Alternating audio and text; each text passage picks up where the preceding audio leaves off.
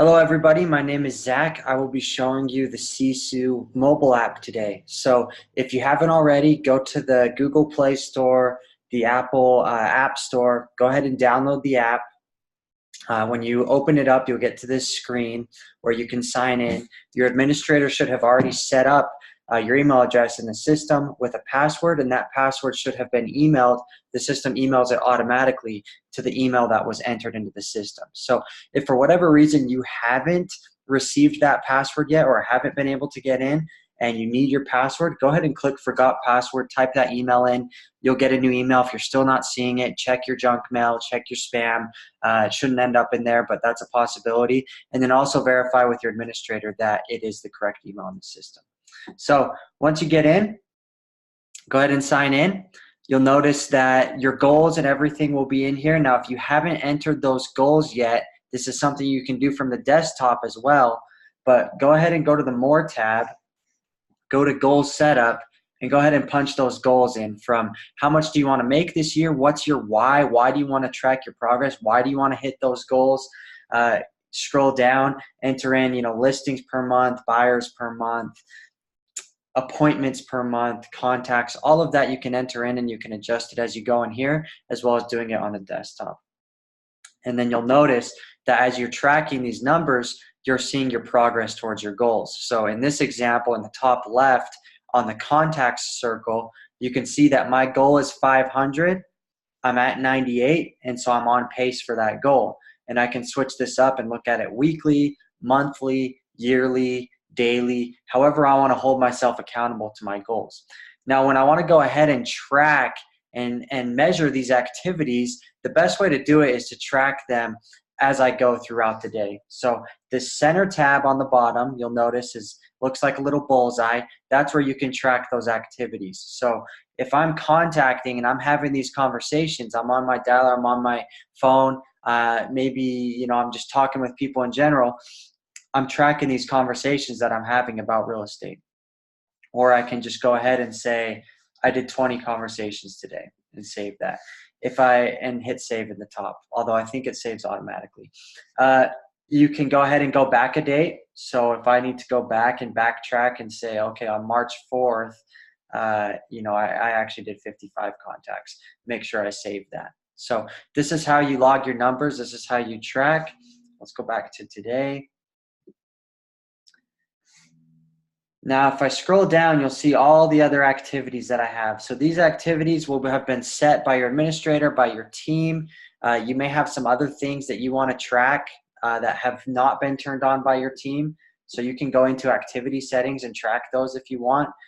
For example, some people may want to track their exercise or thank you cards on a personal level. So you can certainly add those things in, turn them on. You can rearrange the order that these activities are showing up. So I can drag these to the top if I want, as I want to track them and as I want them to appear. Now, when I come back in here, all of these, so for example, if I'm tracking my dials, these are just pluses. I can track them as I go, super simple, really fast. Now, when I'm tracking other things, it's important, such as appointments, it's important that these metrics are tied to a specific lead. So if I go ahead and hit first time appointments, it's going to ask me, who did I go on that first time appointment with? Who was the lead? So that I know what's in my pipeline. What are these opportunities that I'm taking? How much are they worth? So if I hit on Brian, you'll notice he's in here. Or let's say I went on an appointment with somebody who's not in Sisu yet. I would want to go ahead and add them in. So we'll say Tom Harris, and all I'm entering in is how much money I would make if this deal were to close. So I just got out of an appointment, and I should specify whether it's a buyer or seller up here. So let's say it was a listing appointment, and they're looking to sell their house for $375,000. Okay, great. So I'm starting to forecast how much money I would make if this were to close. The GCI, I can either enter in a bulk amount on the left side, or on the right side, I can put in 3%. It's going to be a full commission. And I know that off of this commission, the amount of money that I'm going to put in my pocket is about 50%, right? I could add a lead source in here if I want. I could say this is someone from my SOI.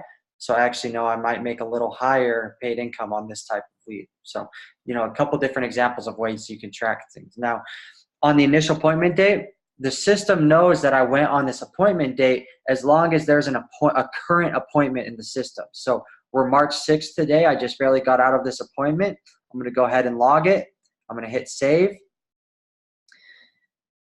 And notice how Tom is in there. He's in my hot pipeline right now. So there's pipeline, signed, contract, closed up here. So we're looking at pipeline.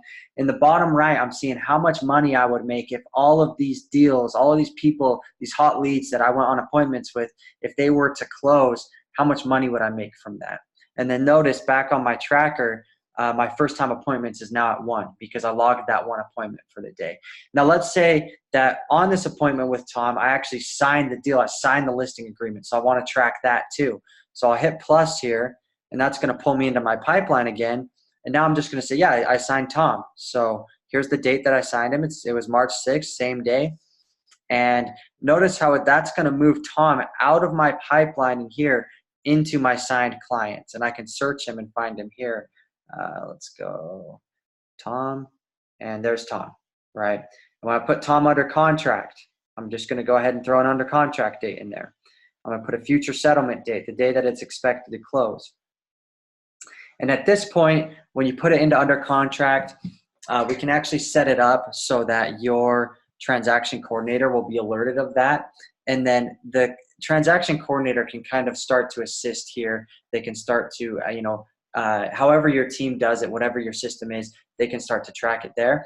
But that's all you need to do. If you were to track this all the way through, you just go ahead and say, Tom closed.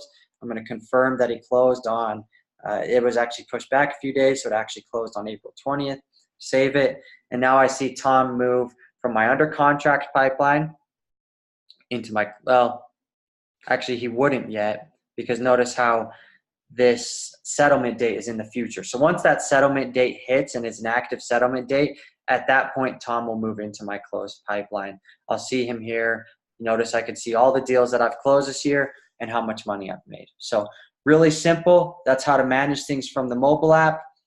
Just quickly on the other tabs, you can check reports here to see how many contacts have I done, how many of these different activities have I done over different time ranges.